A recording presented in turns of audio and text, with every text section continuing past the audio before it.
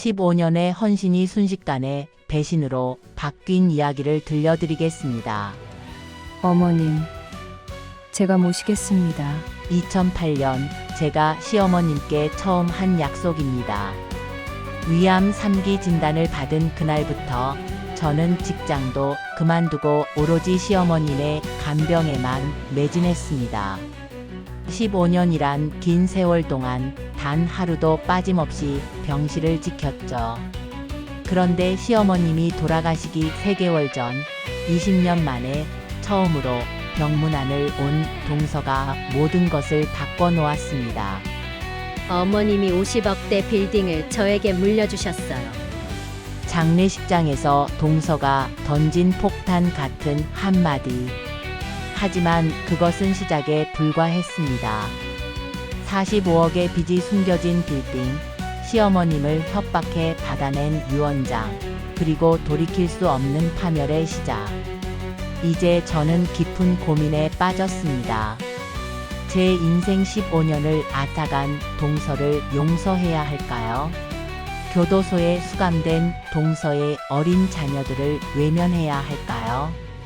모든 것은 지난해 늦가을 동서가 처음 병실 문을 두드렸을 때부터 시작되었습니다. 결혼 전 시어머님을 처음 뵈었던 그날이 아직도 선명합니다.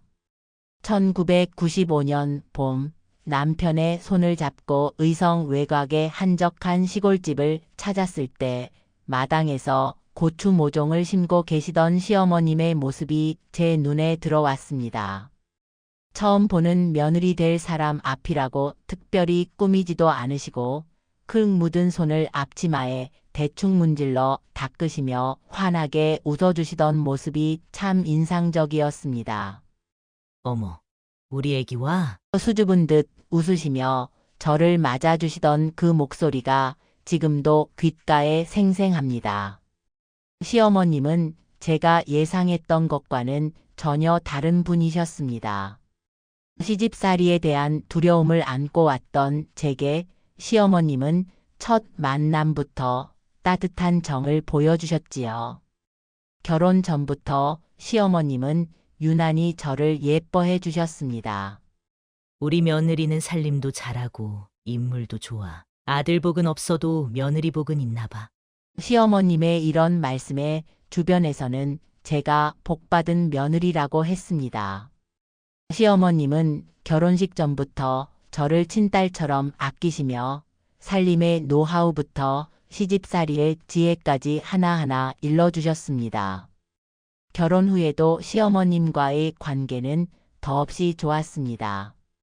특히 첫 아이를 가졌을 때는 친정 엄마보다 더 세심하게 챙겨주셨죠.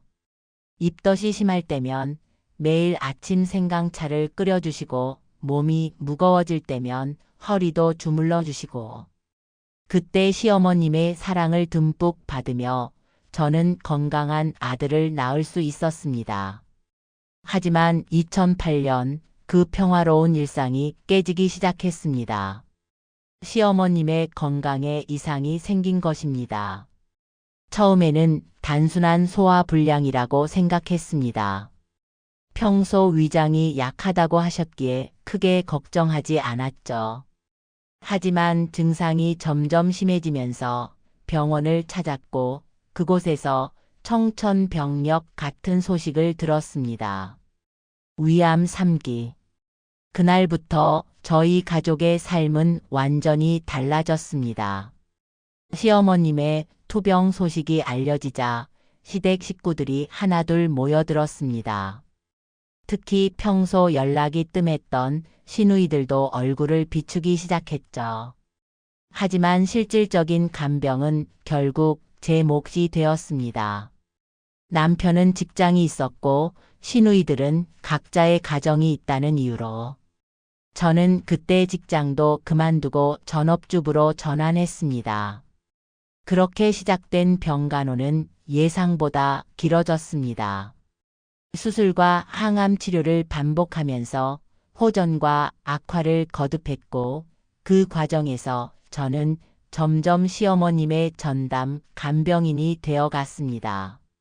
밤낮 없이 병실을 지키며 시어머님의 모든 것을 챙기는 게 제 일상이 되었죠.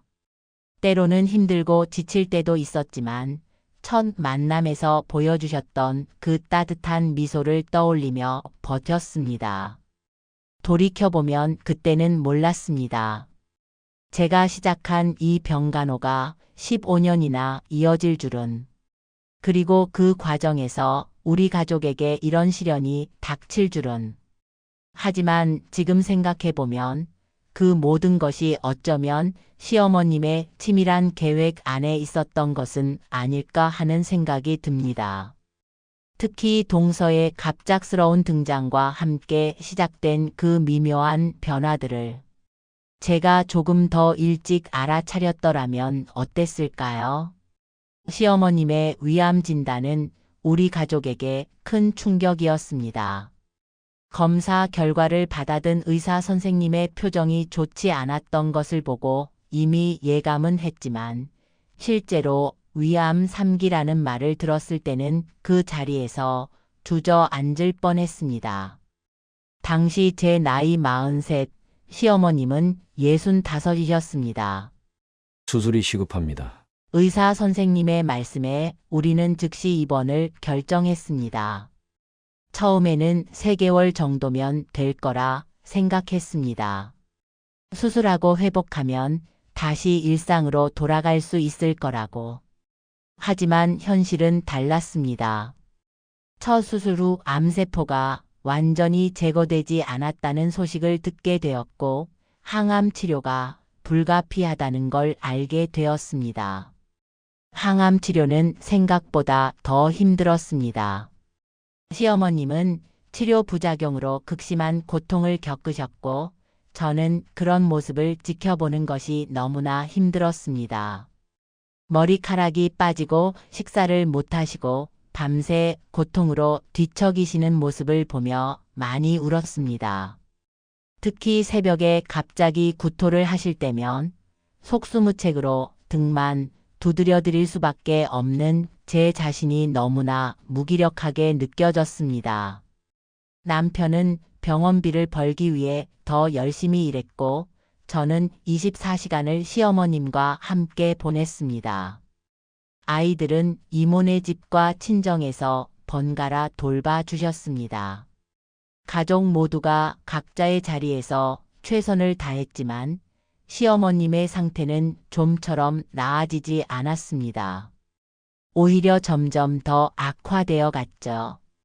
1년이 지나고 2년이 지나도 병원 생활은 계속되었습니다. 항암 치료와 방사선 치료를 번갈아 가며 받으셨고 그 사이사이 크고 작은 수술들도 여러 번 받으셨습니다. 병원비는 눈덩이처럼 불어났습니다. 다행히 시어머니가 조상님들에게 받아 놓은 재산이 충분해서 시골 땅을 조금씩 팔아서 충당했습니다. 그 과정에서 가장 힘들었던 건 희망과 절망을 오가는 시어머님의 마음을 다잡아드리는 일이었습니다. 이제 그만하자라고 하실 때면 밤새 손을 잡고 위로해드렸고 살고 싶다고 하실 때면 온 힘을 다해 희망을 북돋아 드렸습니다. 그렇게 하루하루를 버티며 지내다 보니 어느덧 5년이라는 시간이 흘렀습니다. 5년이 지난 후에는 어느 정도 일상의 패턴이 잡혔습니다. 항암 치료를 받는 주와 회복하는 주가 반복되었고 그 사이사이 검사와 외래 진료가 이어졌습니다. 저는 병원 생활에 완전히 적응했고 의료진들과도 가족처럼 친해졌습니다. 간호사들은 저를 보면 프로 간병인이라고 부르며 농담을 건네곤 했죠. 하지만 그 무렵 우리 가족의 삶은 이미 많이 변해 있었습니다. 남편의 사업은 위기를 맞았고 아이들은 부모의 관심을 제대로 받지 못한 채 자라고 있었습니다. 저 역시 쉼없는 간병으로 건강이 많이 안 좋아졌습니다. 그래도 이제 곧 나아지겠지라는 희망을 품고 하루하루를 버텼습니다. 돌이켜보면 그때가 제일 순수했던 시기였던 것 같습니다. 오로지 시어머님의 완쾌만을 바라며 하루하루를 정성껏 보냈으니까요. 앞으로 벌어질 일들에 대해서는 전혀 예상하지 못한 채로 그저 시어머님이 건강을 되찾기만을 간절히 기도했던 그때가 지금은 참 그립습니다. 15년차 병간호가 시작되던 2023년 봄 예고 없이 동서가 찾아왔습니다. 시어머님의 셋째 아들인 시동생의 아내였죠. 결혼한 지 20년이 넘었지만 명절에도 잘 오지 않던 사람이었습니다. 아픈 시어머님 병문 안조차 10년 넘게 한 번도 오지 않았던 그녀였기에 갑작스러운 방문은 더욱 의아했습니다. 어머님이 너무 보고 싶어서 왔어요. 동서는 화려한 옷차림으로 병실에 들어서며 말했습니다. 손에는 고급 보양식이 들려 있었고 발걸음은 어쩐지 들뜬 듯 했습니다. 평소 연락도 없던 사람이 이렇게 갑자기 찾아온 것이 석연치 않았지만 저는 표면적으로라도 반갑게 맞이했습니다. 시어머님은 동서를 보자 놀라운 반응을 보이셨습니다. 평소 무기력하게 누워 계시기만 하던 분이 갑자기 몸을 일으키시더니 우리 막내 며느리가 왔네. 라며 감격스러워 하셨습니다. 15년간 매일같이 곁을 지키던 제게도 보여주신 적 없는 반가움이었습니다. 동서는 그날 시어머님과 단둘이 이야기를 나누고 싶다며 저보고 잠시 나가 있으라고 했습니다. 평소 같았으면 거절했겠지만 시어머님께서 그래, 잠깐 나가 있어라. 하시는 바람에 어쩔 수 없이 병실을 나왔습니다. 2시간이 넘도록 그들의 대화는 계속되었고 저는 병실 밖 의자에 앉아 안절부절 못했습니다. 그날 이후로 동서의 방문이 잦아졌습니다. 일주일에 한 번, 많을 때는 이틀에 한 번씩 찾아왔습니다.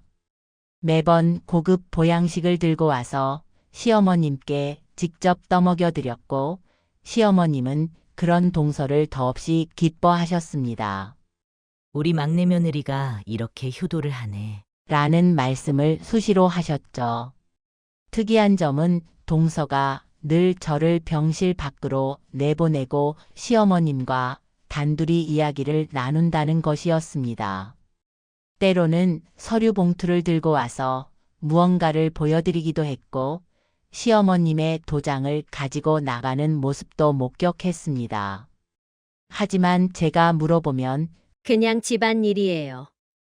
라며 얼버무렸습니다.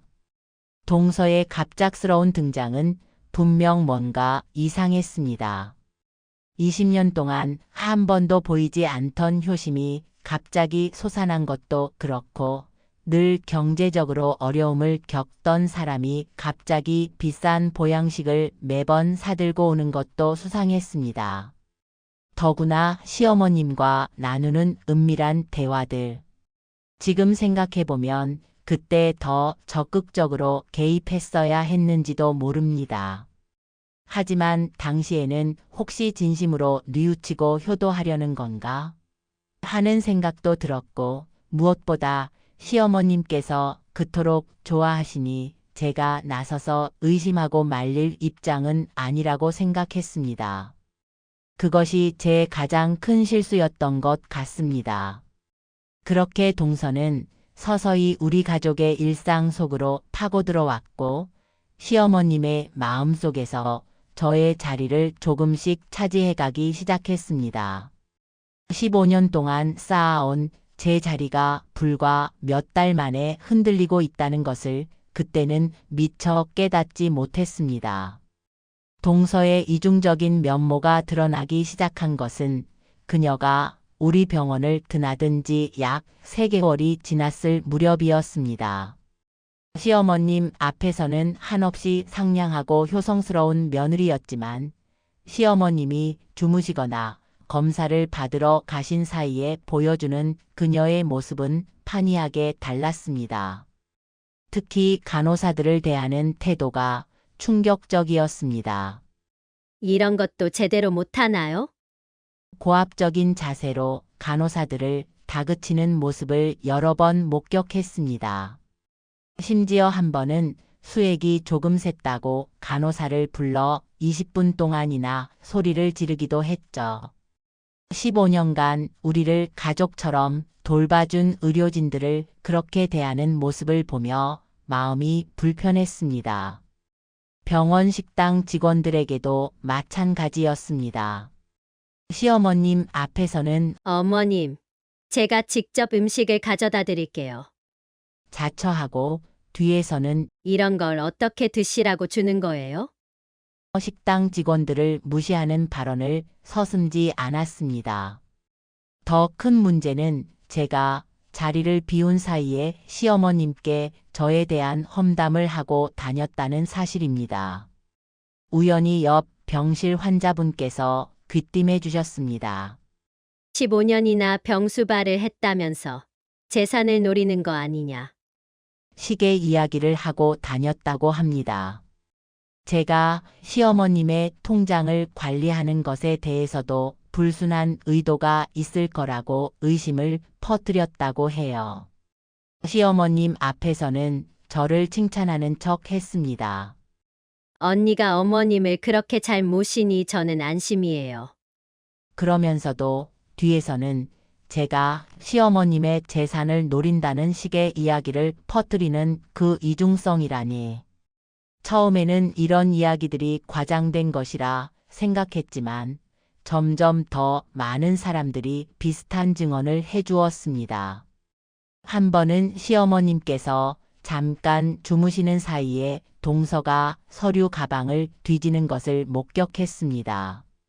제가 들어서자 화들짝 놀라며 어머님께서 보여달라고 하신 서류가 있어서요. 변명했지만 그 당시 시어머님께서는 깊이 주무시고 계셨습니다. 이런 수상한 행동들이 하나둘씩 눈에 들어오기 시작했죠. 또 한 가지 이상했던 점은 동서의 갑작스러운 경제적 여유였습니다. 평소 생활고에 시달린다며 친정에까지 손을 벌리던 사람이 갑자기 명품 가방을 메고 고급 승용차를 몰고 다니기 시작했습니다. 남편인 시동생은 여전히 같은 직장에 다니고 있었는데 도대체 어디서 그런 돈이 생긴 건지 의문이었습니다.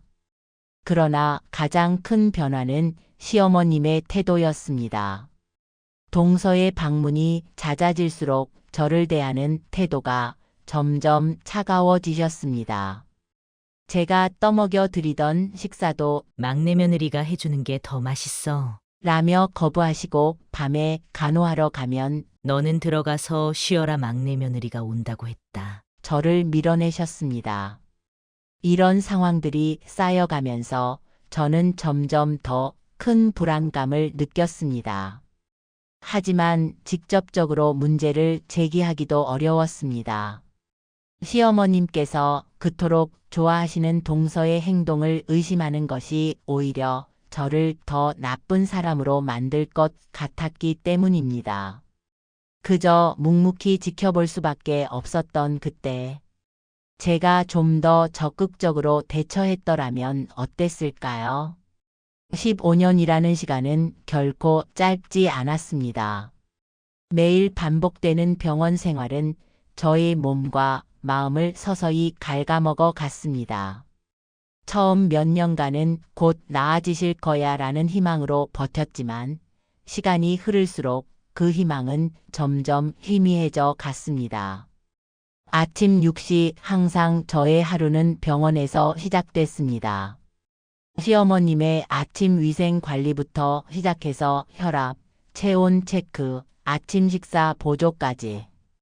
간호사들이 바뀌는 인수인계 시간에도 저는 그 자리를 지켰습니다. 낮에는 각종 검사와 치료를 따라다니고 밤에는 갑자기 악화될 수 있는 상태를 대비해 얕은 잠을 청했습니다. 특히 힘들었던 건 항암 치료 직후의 시기였습니다. 극심한 구토와 설사로 밤새 화장실을 들락날락 하시는 시어머님을 부축하며 저는 점점 체력적 한계를 느꼈습니다. 허리는 늘 아팠고 무릎은 서서히 약해져 갔습니다. 불규칙한 수면과 식사로 인해 위장병도 생겼고 스트레스성 두통도 잦아졌습니다. 정신적 소진도 심각했습니다. 시어머님의 고통을 지켜보는 것도 힘들었지만 더 큰 문제는 가족들과의 관계였습니다. 남편과는 점점 대화가 줄어들었고 사춘기에 접어든 아이들은 엄마의 빈자리를 원망하기 시작했습니다. 엄마는 우리보다 할머니가 더 소중해. 큰 아이의 말에 가슴이 찢어지는 것 같았습니다. 경제적 어려움도 날로 커져갔습니다. 제가 직장을 그만두면서 가게 수입은 반으로 줄었고 고액의 병원비는 계속해서 불어났습니다. 병원비가 점점 커짐에 따라 시어머니 앞으로 된 땅은 점점 줄어들었습니다. 친척들은 그만하고 요양원에 모시는 게 어떠냐고 조심스레 제안했지만 그럴 때마다 시어머님은 강하게 거부하셨습니다. 그런데 최근 들어 더욱 힘들어진 것은 시어머님의 달라진 태도였습니다.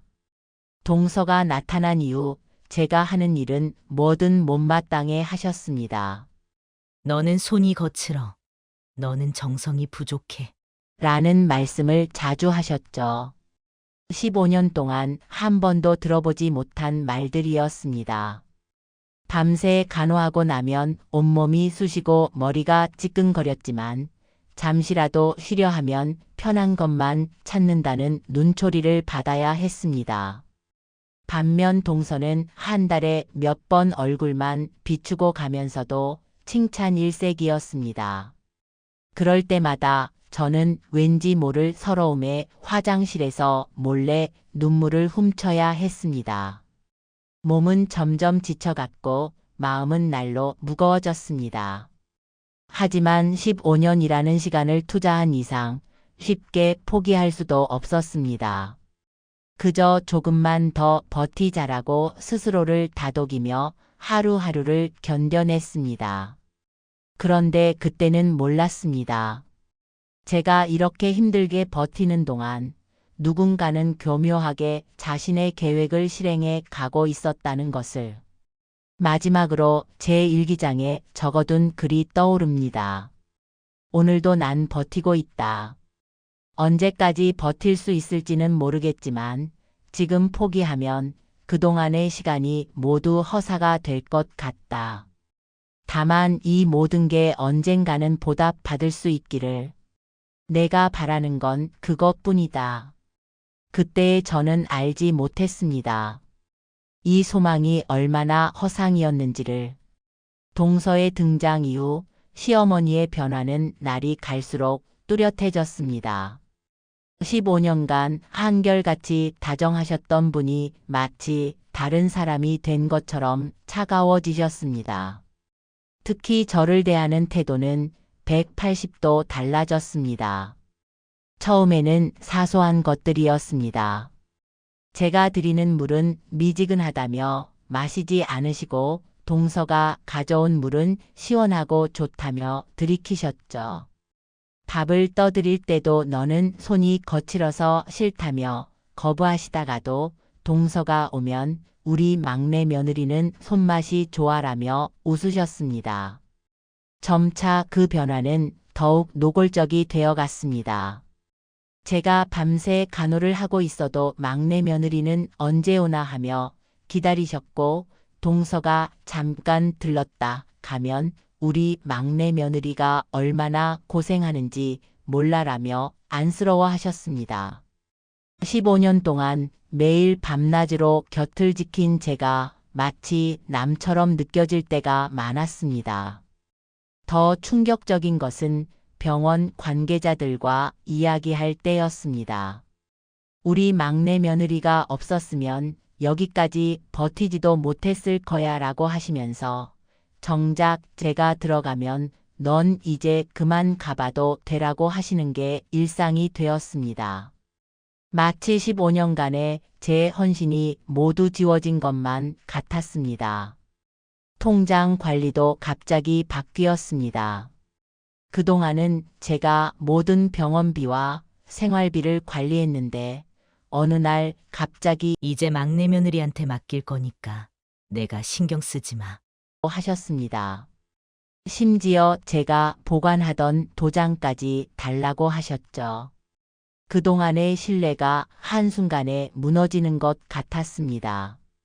병원에서 단둘이 있을 때면 가끔 저를 빤히 보시다가 한숨을 쉬셨습니다. 마치 뭔가 할 말이 있으신 것 같았지만 끝내 입을 열지 않으셨죠. 대신 막내 며느리 오면 좀 나가 있으렴이라는 말씀만 반복하셨습니다. 그때마다 제 마음은 천 갈래 만 갈래로 찢어지는 것 같았습니다. 한 번은 용기를 내어 여쭤봤습니다. 어머님, 제가 뭐 잘못한 게 있나요? 그러자 시어머님은 잠시 망설이시더니 내가 잘못한 건 없어. 다만 하시고는 말을 멈추셨습니다. 그리고는 이내 아니다, 됐다 하시며 고개를 돌리셨습니다. 그 순간의 눈빛이 지금도 잊히지 않습니다. 밤중에 홀로 깨어 울고 계신 적도 있었습니다. 제가 다가가려 하면 내가 왜 여기 있어? 막내 며느리 불러. 하시며 저를 밀어내셨죠. 그런 시어머님을 보며 저는 무력감을 느꼈습니다. 도대체 무엇이 시어머님을 이렇게 바꾸어 놓은 걸까? 15년간의 신뢰는 어디로 사라진 걸까? 지금 생각해보면 그때 시어머님의 변화에는 분명 이유가 있었을 것입니다.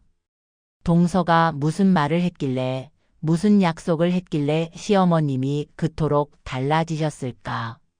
하지만 그 진실을 알게 된 것은 이미 모든 것이 엎질러진 뒤였습니다. 무언가 이상한 낌새를 느끼기 시작한 것은 동서와 시어머님의 단독 면회가 늘어나면서부터였습니다. 사적인 이야기를 하고 싶다. 처음에는 사적인 이야기를 하고 싶다는 이유로 저를 내보내더니 나중에는 아예 노골적으로 언니는 나가 계세요. 말하기 시작했습니다.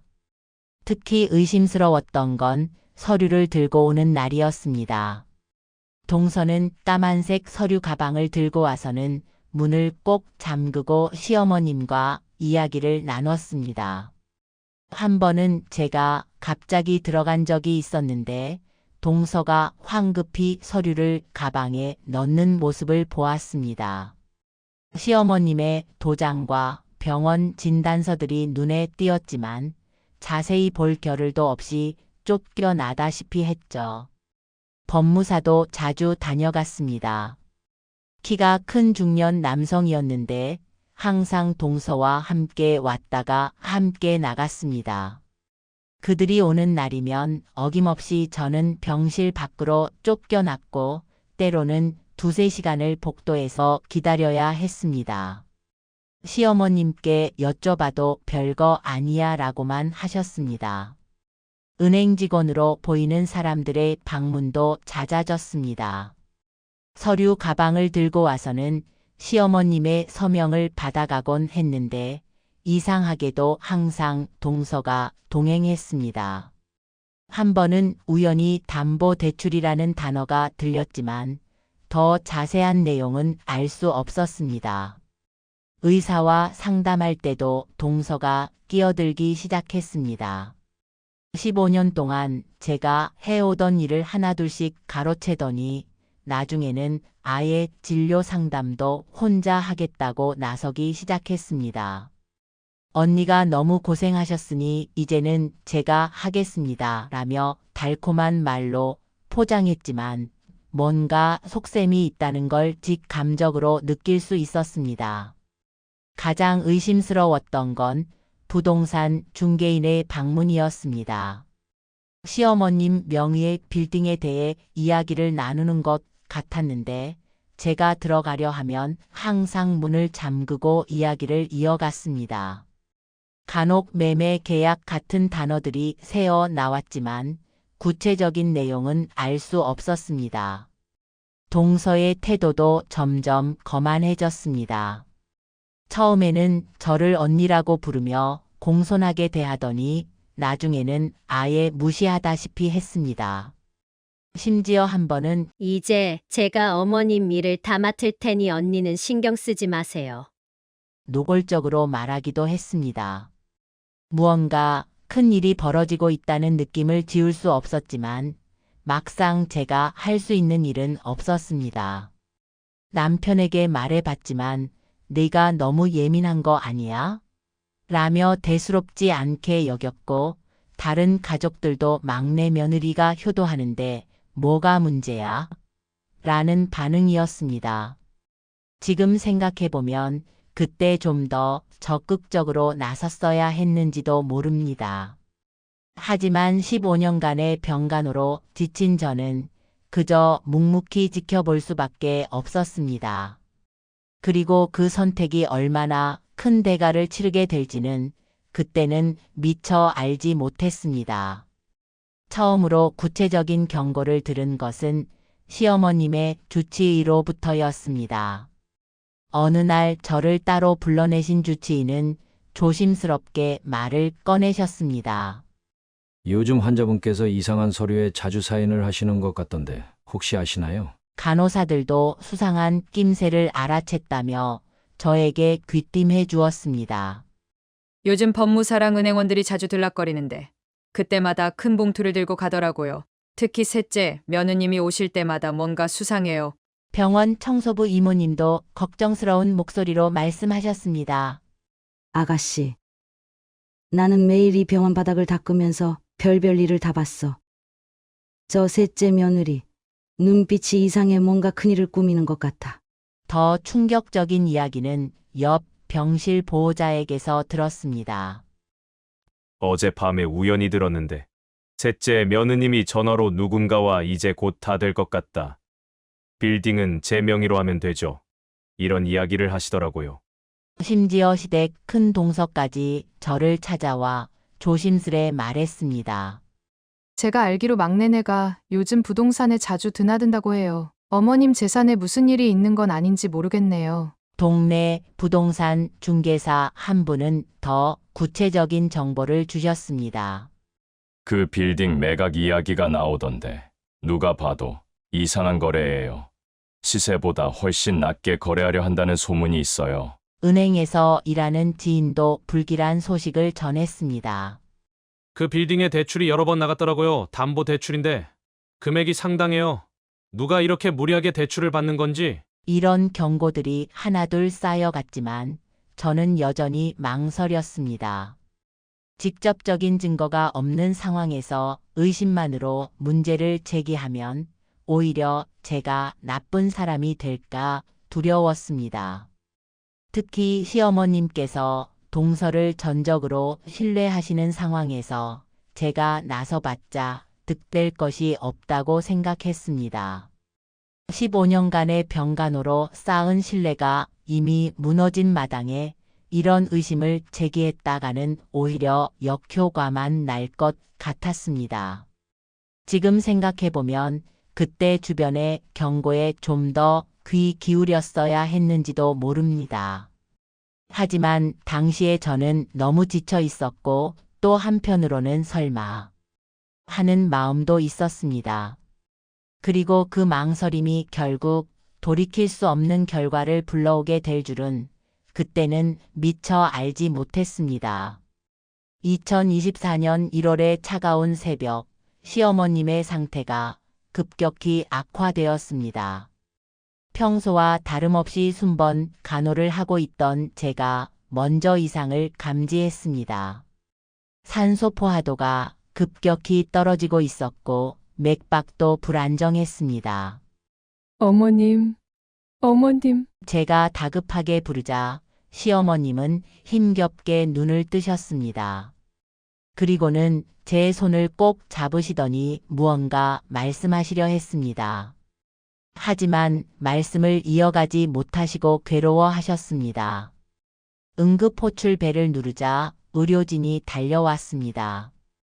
상황이 심각해 보였는지 즉시 심폐소생술이 시작되었고 저는 병실 밖으로 나가야 했습니다. 그 순간 시어머님께서 제 이름을 부르시는 것 같았습니다. 가족들에게 연락하는 것도 잊지 않았습니다. 남편과 시동생들 그리고 동서에게도 연락을 돌렸습니다.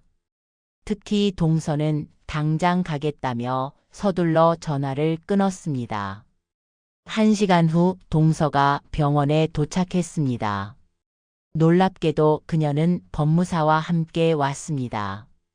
위급한 상황에서도 서류 가방을 들고 온 그들의 모습이 어딘지 불편했습니다. 더 이상한 것은 도착하자마자 시어머님과 단둘이 있겠다며 저를 내보냈다는 점입니다.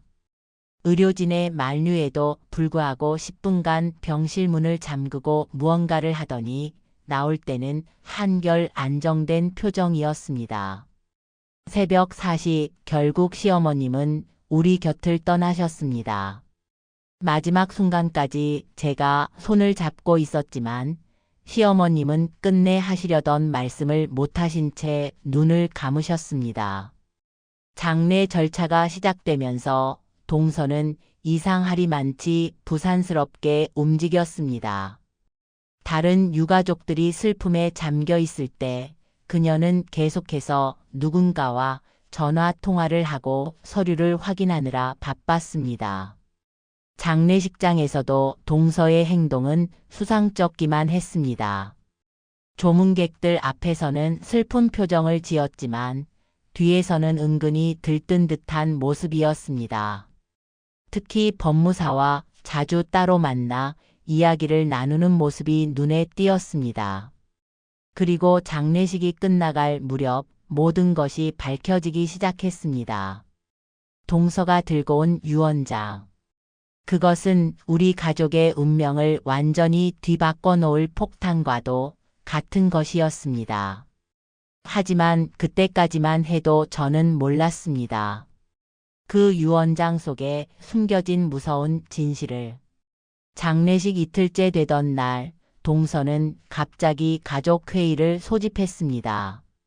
형제들과 며느리들이 모두 모인 자리에서 그녀는 승리자의 미소를 지으며 검은색 서류 봉투를 꺼냈습니다. 어머님께서 남기신 유언장입니다. 동서의 목소리에는 은근한 득의 양양함이 묻어났습니다. 법무사가 유언장을 낭독하기 시작했고 그 내용은 우리 모두를 충격에 빠뜨렸습니다. 나의 전 재산인 대구 수성구 5층 빌딩과 그에 따른 모든 권리를 셋째 며느리에게 상속한다. 순간 장내가 얼어붙었습니다. 15년간 병간호를 한 제가 아닌 불과 몇 달 전부터 나타난 동서에게 50억대 빌딩을 물려주신다는 내용이었습니다. 이게 무슨 소리야? 남편이 벌떡 일어났지만 동서는 여유로운 표정으로 서류를 내밀었습니다. 공증된 유언장이었고 시어머님의 도장과 지장이 선명했습니다. 어머님께서 결정하신 일이에요. 제가 앞으로 이 빌딩을 잘 운영해서 어머님의 뜻을 받들겠습니다. 동서의 말에는 승리의 기쁨이 가득했습니다. 다른 형제들도 놀라긴 마찬가지였지만 이미 공증된 유언장 앞에서는 할 말이 없었습니다.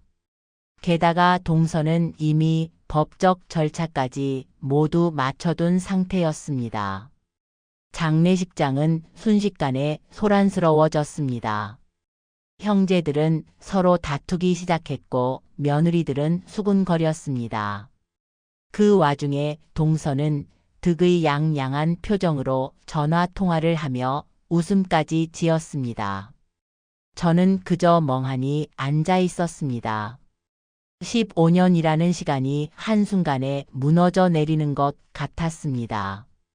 밤낮으로 병간호를 하며 희생했던 시간들, 시어머님과 함께했던 순간들이 주마등처럼 스쳐 지나갔습니다. 그리고 그때 동서의 통화 내용이 우연히 들렸습니다. 이제 됐어요. 빌딩은 제 명의로 되었으니 바로 매각하면 되죠? 내 대출금은 우선. 그 순간 저는 무언가 이상함을 직감했습니다. 하지만 그것이 빙산의 일각이었다는 것을, 그리고 이 유언장 뒤에 숨겨진 더 큰 비밀이 있다는 것을 그때는 알지 못했습니다. 진실은 며칠 뒤 더 충격적인 방식으로 드러나게 됩니다. 장례식이 끝나고 일주일이 지났을 무렵 예상치 못한 곳에서 폭탄과 같은 진실이 터져 나왔습니다. 시어머님의 주치의가 남기신 편지 한 통이 발견된 것입니다. 이 편지는 환자의 요청으로 작성하는 것입니다. 환자는 의식이 명료한 상태에서 여러 차례 셋째 며느리의 강요에 의해 유언장과 각종 서류에 서명했음을 저에게 고백했습니다. 더 충격적인 것은 그 다음이었습니다. 은행에서 날아온 대출 독촉장들. 빌딩에 설정된 담보대출이 무려 45억에 달했고 이미 연체가 시작되고 있었습니다. 동서는 시어머님 명의로 대출을 받아 이미 대부분의 돈을 빼돌린 상태였던 것입니다. 혹시 이런 서류 보신 적 있으세요? 은행 직원이 가져온 서류들을 보니 지난 3개월간 여러 차례에 걸쳐 대출이 이루어졌습니다. 모두 시어머님의 도장이 찍혀 있었지만 글씨체는 분명 동서의 것이었습니다. 더 파고들수록 끔찍한 진실들이 드러났습니다. 동서는 시어머님이 위독하신 것을 알고 미리 치밀한 계획을 세웠던 것입니다. 처음에는 시어머님을 구슬려서 나중에는 협박을 통해 서류들을 만들어냈다고 합니다. 어머님이 돌아가시기 전날에도 왔었어요. 간호사의 증언이 이어졌습니다. 의식이 거의 없으신 상태였는데도 뭔가 서류에 도장을 찍더라고요. 결정적인 것은 법무사 사무실 직원의 증언이었습니다. 셋째, 며느님이 노인분을 협박하는 걸 직접 봤어요. 이러다 금방 돌아가실 텐데 편하게 가시려면 사인하세요. 이제야 모든 것이 들어맞았습니다. 시어머님이 마지막으로 저에게 하시려던 말씀, 동서의 수상한 행동들, 그리고 급작스러운 유언장까지. 모두 이 엄청난 사기극의 일부였던 것입니다. 하지만 이미 법적으로는 동서가 빌딩의 소유권을 가지고 있었고 대출금 상환 책임 역시 고스란히 상속되는 상황이었습니다. 빌딩의 실소유주가 된 동서는 이미 매각을 준비하고 있었고요. 이 모든 것을 알게 된 가족들은 충격에 빠졌습니다. 특히 남편은 며칠 동안 말을 잃은 채 술만 마시다가 쓰러져 병원에 실려가기도 했습니다. 진실이 밝혀진 후 빠르게 상황이 전개되었습니다.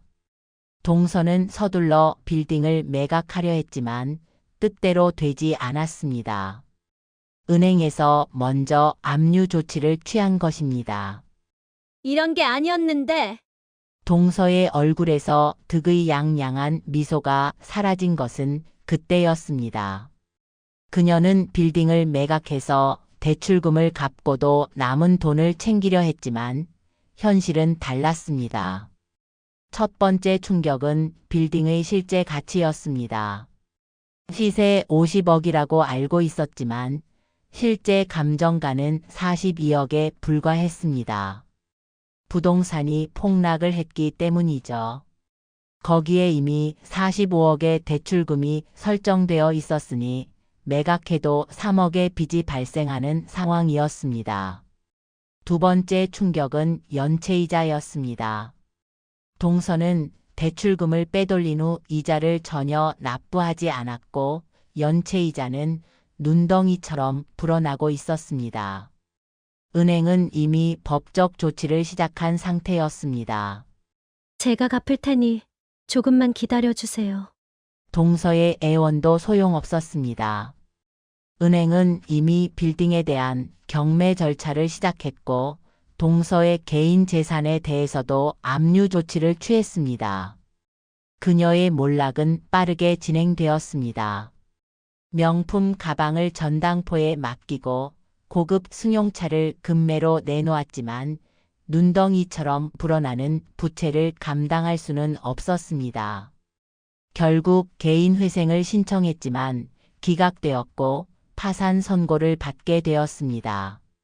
시동생과의 관계도 파탄이 났습니다. 아내의 사기 행각을 알게 된 시동생은 이혼을 요구했고 동서는 결국 길거리에 나앉게 되었습니다. 언니, 제발 도와주세요. 몰락한 후 동서가 저를 찾아왔을 때 그녀의 모습은 처참했습니다. 화려한 옷차림도 거만한 태도도 모두 사라지고 남은 것은 빚쟁이들의 쫓기는 한 여자였습니다. 이제 그녀에게 남은 것은 아무것도 없었습니다. 가족도 재산도 명예도 모두 잃었습니다. 교묘한 방법으로 빼돌린 돈도 대부분 허황된 투자와 사치에 탕진했다고 합니다. 파산 선고 후 그녀는 법적인 책임도 피할 수 없게 되었습니다. 사기 혐의로 고소되어 실형을 선고받았고 이제는 교도소에서 남은 인생을 보내야 할 처지가 되었습니다. 하지만 그녀의 파멸이 우리 가족의 상처를 치유해주지는 않았습니다. 어머니는 돌아가셨고 15년간의 희생 또한 허공으로 사라져버렸으니까요.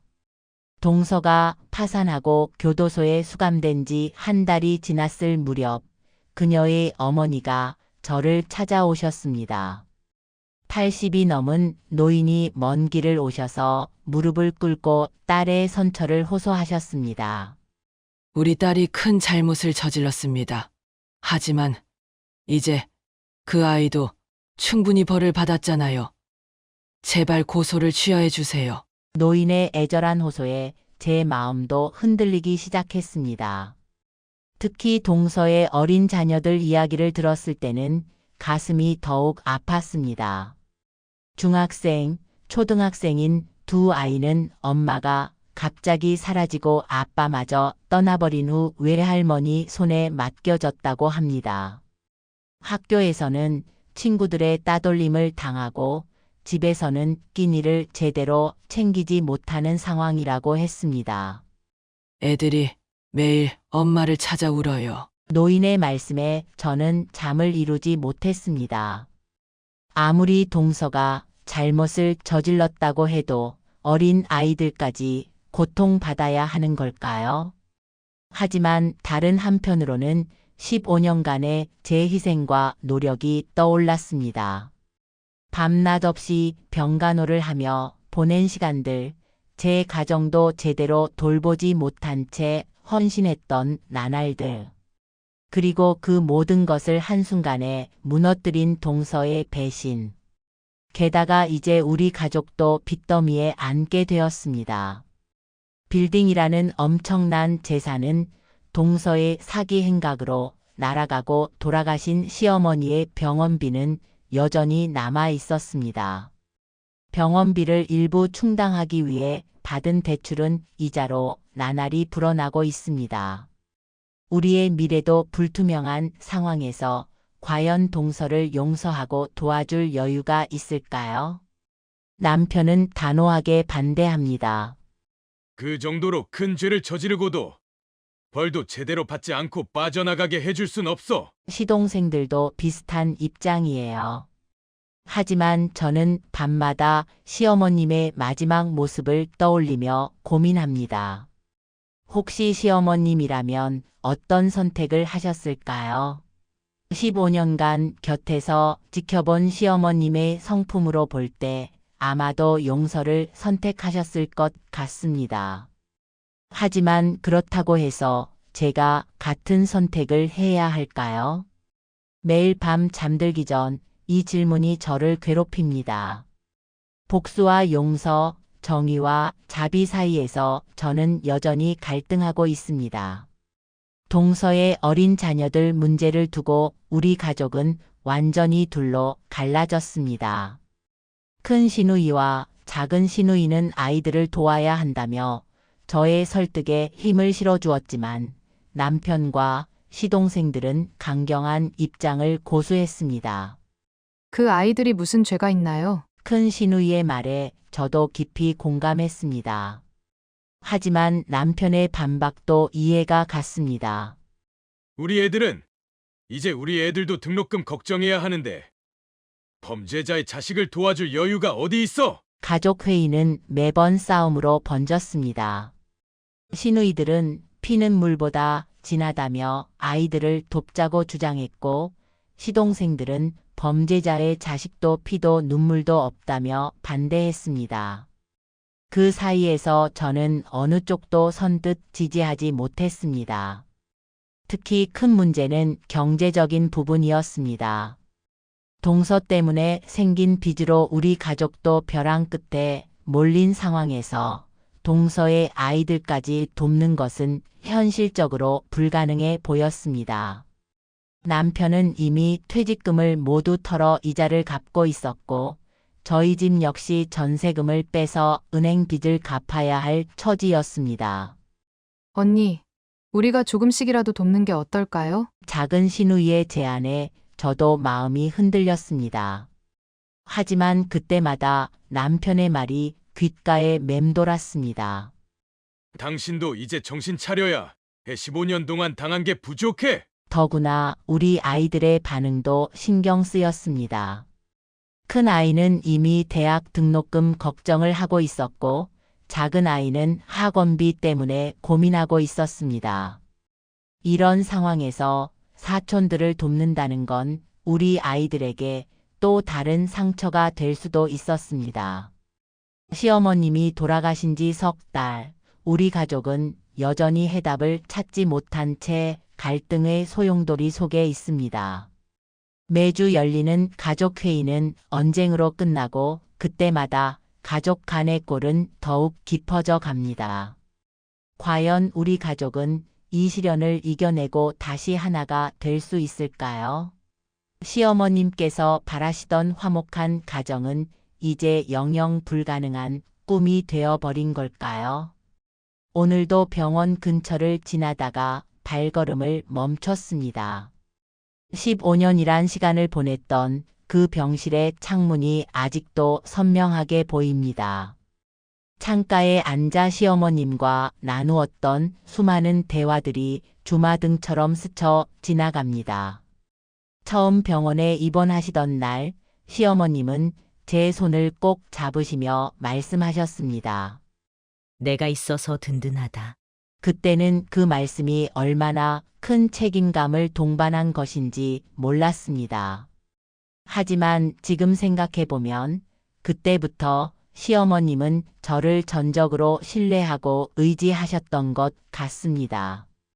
수술대에 오르실 때마다 제 손을 꼭 잡으시던 모습, 항암 치료로 힘들어하실 때 제 어깨에 기대어 우시던 모습, 좋은 날에는 둘이 앉아 미래를 이야기하며 웃던 순간들. 모든 기억이 너무나 선명합니다. 특히 잊을 수 없는 것은 긴 항암 치료 끝에 잠시 차도가 보였던 때입니다. 그때 시어머님은 저에게 말씀하셨죠. 내가 아니었으면 여기까지 오지도 못했을 거야. 이 은혜를 어떻게 갚아야 할지. 하지만 저는 그저 며느리로서 당연한 도리를 했을 뿐이라고 생각했습니다. 시어머님도 저를 친딸처럼 아껴주셨습니다. 제 생일이면 병실에서도 미역국을 끓여주시겠다고 고집을 부리시고 제가 감기에 걸리면 오히려 저를 걱정하시며 약을 챙겨주셨죠. 그런 시어머님이셨기에 마지막 순간의 차가운 태도가 더욱 이해할 수 없었습니다. 지금 생각해보면 그때 시어머님은 이미 동서의 협박에 시달리고 계셨던 것일까요? 저를 차갑게 대하신 것도 어쩌면 저와 우리 가족을 보호하기 위한 마지막 선택이었을지도 모릅니다. 그 시간 동안 저는 제 삶의 많은 것을 포기했습니다. 직장도 자기계발의 기회도 심지어 아이들과 보낼 수 있는 소중한 시간들도 모두 미뤄두었습니다. 하지만 그때는 그것이 후회가 될 거라고는 생각도 못했습니다. 이제 와서 생각해보니 그 15년은 제 인생에서 가장 치열하고도 의미 있는 시간이었던 것 같습니다. 비록 결과는 비극적이었지만 그 과정에서 제가 보여준 헌신과 사랑만큼은 부끄럽지 않습니다. 가끔은 생각합니다. 만약 그때로 다시 돌아간다면 저는 또다시 같은 선택을 할 수 있을까? 15년의 시간을 다시 한번 바칠 수 있을까?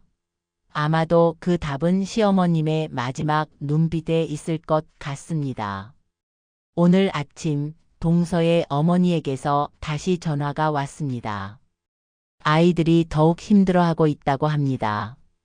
중학생인 큰 아이는 학교도 제대로 나가지 않고 초등학생인 작은 아이는 밤마다 엄마를 찾으며 운다고 합니다. 제발 애들 데리고 한 번만 면회라도 가주세요. 애들이 엄마를 너무 보고 싶어 해요. 전화를 끊고 한참을 망설였습니다. 동서를 만나러 가야 할까요? 아이들을 도와야 할까요? 머릿속이 복잡합니다.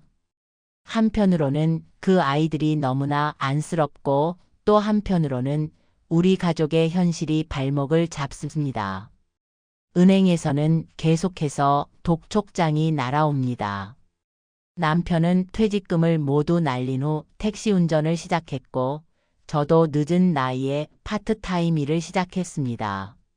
하지만 이자도 제대로 감당하기 힘든 상황에서 과연 다른 아이들까지 돌볼 여유가 있을까요?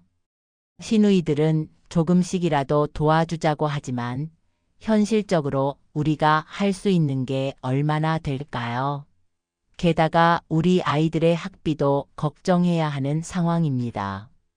큰 아이는 이미 대학 등록금 때문에 고민하고 있고 작은 아이는 학원비 문제로 스트레스를 받고 있습니다. 더구나 동서는 지금 사기죄로 수감된 상태입니다. 그녀를 용서하고 도와준다는 것이 과연 옳은 선택일까요? 15년간의 희생을 물거품으로 만든 사람을 용서한다는 것이 정말 가능한 일일까요? 하지만 그 아이들의 눈물은, 죄 없는 아이들이 겪어야 하는 고통은 과연 이대로 두는 것이 맞을까요? 시어머님이라면 어떤 선택을 하셨을까요?